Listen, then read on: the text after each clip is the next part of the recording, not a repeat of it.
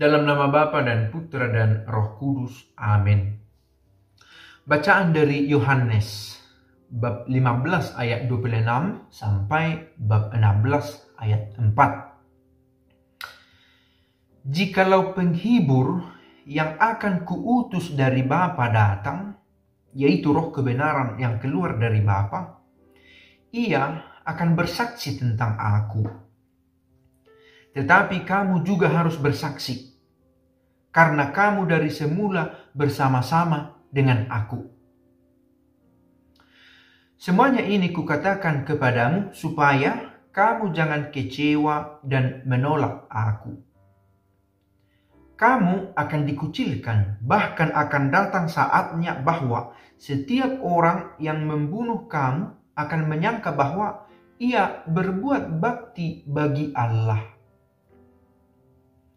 Mereka akan berbuat demikian karena mereka tidak mengenal baik Bapa maupun aku.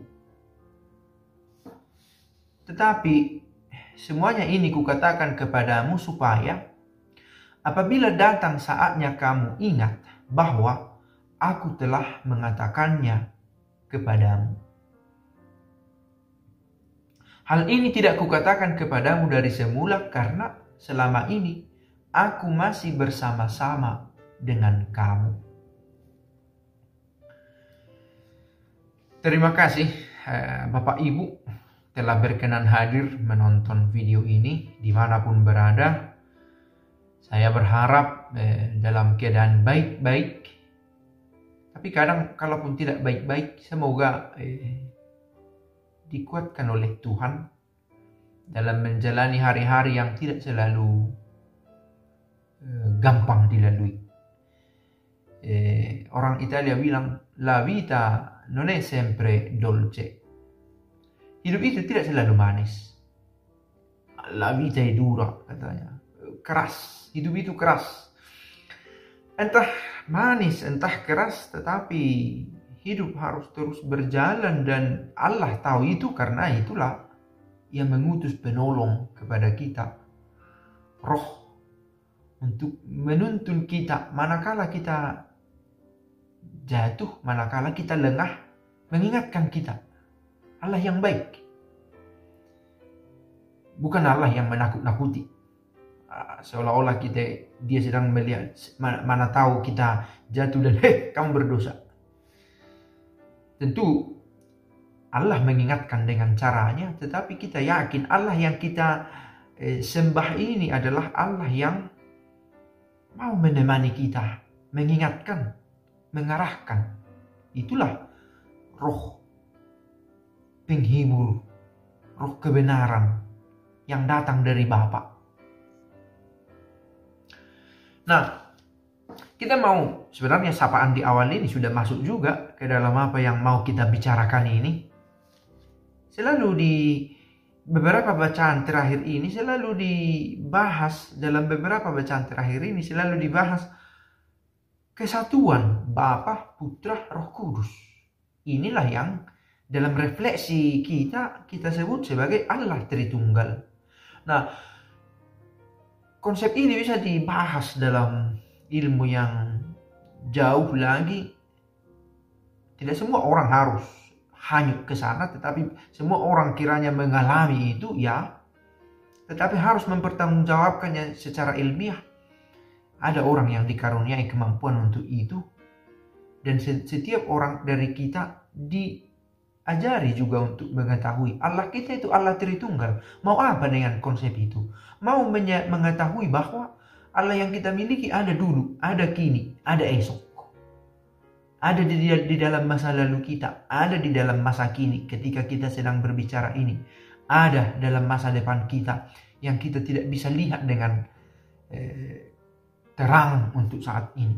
Tapi ada Roh kebenaran yang menuntun kita pada kebenaran. Apa arti hidup kita? Apa yang mau kita cari dalam hidup kita?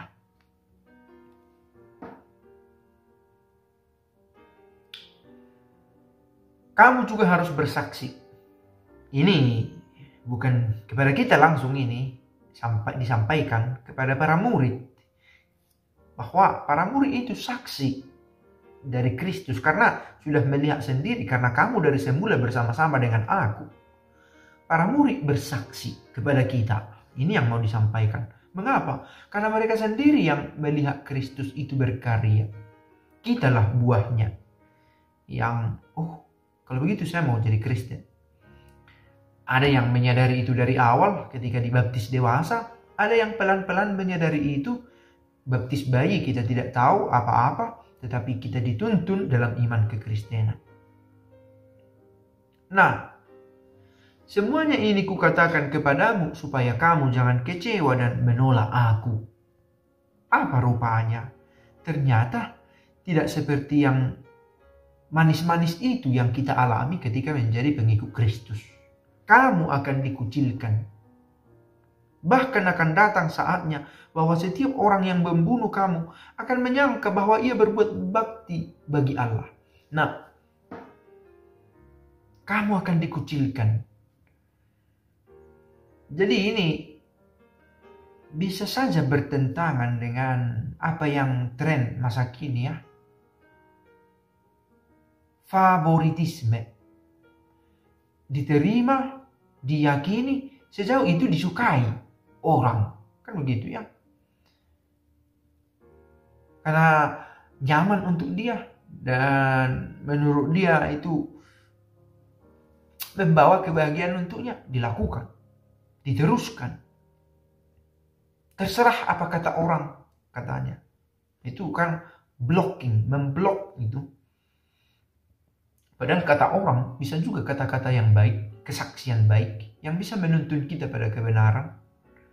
Nah, kan kita tidak tahu apa kata orang, bisa saja salah. Tentu bisa salah, bisa benar. Karena itu ada roh yang membantu kita menguji. Ini kata orang ini bagi kebaikan saya atau bagi kehancuran saya. Nah, tapi bisa saja kata orang cerminan suara yang nyata yang bisa didengar telinga dari tuntunan Allah. Nah, apa yang mau kita pikirkan di sini? Kamu akan dikucilkan, bahkan akan datang saatnya bahwa setiap orang yang membunuh kamu akan menyangka bahwa ia berbuat bakti bagi Allah. Krisis orientasi bisa terjadi di sini. Orang merasa sedang berbuat baik padahal tidak. Mengapa merasa begitu? Karena tidak. Nanti ada jawabannya. Kita teruskan. Tetapi ada masa dan kita sedang berada juga pada masa itu, tidak tahu standar apa yang mau dipakai untuk bertindak, untuk berkata-kata, untuk berbuat. Apa ukurannya sehingga saya harus lakukan ini atau saya tidak harus lakukan ini? Nah, ayat kemudian menjadi jawabannya. Mengapa ada orang sudah jelas-jelas berbuat salah tapi merasa baik-baik saja dan merasa bahwa Allah menghendakinya? Mengapa?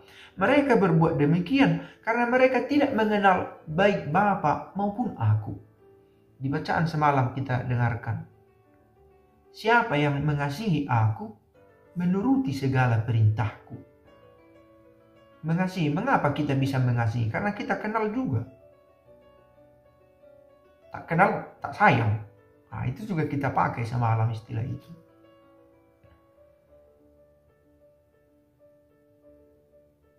Bacaan-bacaan yang kita dengar belakangan ini memperkenalkan dengan lebih baik.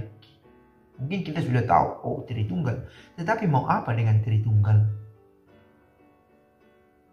Mau mengetahui bahwa Allah itu ada dulu, kini, dan esok. Yeri, Odie, Kras. Itu biasa itu ada ditulis di jubah pastor. Tidak di semua, tetapi beberapa. Yeri, Odie, Kras. Kemarin, hari ini, besok.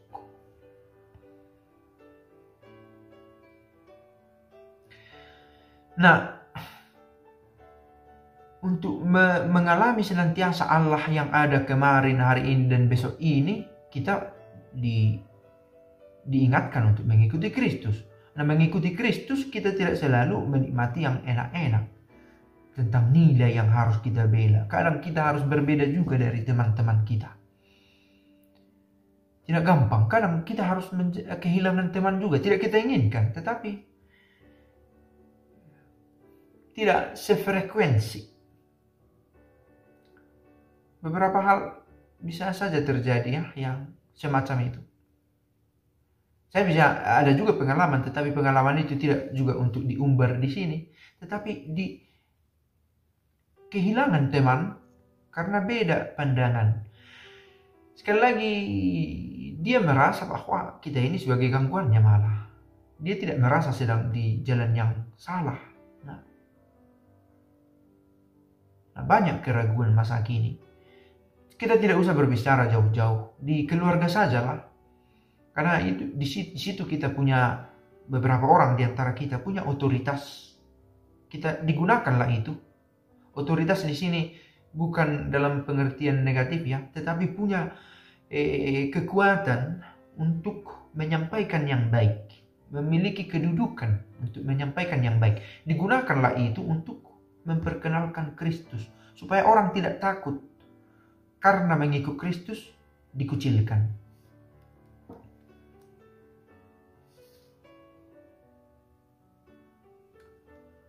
Tetapi semuanya ini kukatakan kepadamu supaya apabila datang saatnya kamu ingat bahwa aku telah mengatakannya kepadamu. Memang sudah dinyatakan, dan dalam perjalanan waktu ada yang sangat rigid menjalankan ini. Dikenal sebagai martir. Kemartiran masa kini mulai, itu kan tidak harus dengan darah merah, darah putih lah. Keberanian, kesanggupan untuk berjuang, menyuarakan iman. Kiranya itu kita mengerti bahwa kemartiran toh juga ditekankan pada masa kini sesuai dengan kultur masa kini, tetapi menyuarakan apa yang diimani.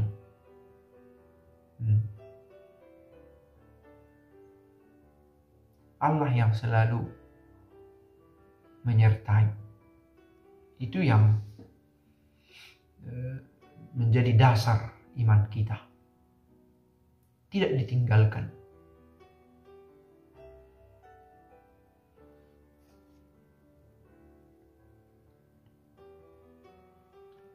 Bapa kami yang ada di surga, dimuliakanlah namamu. Datanglah kerajaanmu. Jadilah kehendakmu di atas bumi seperti di dalam surga.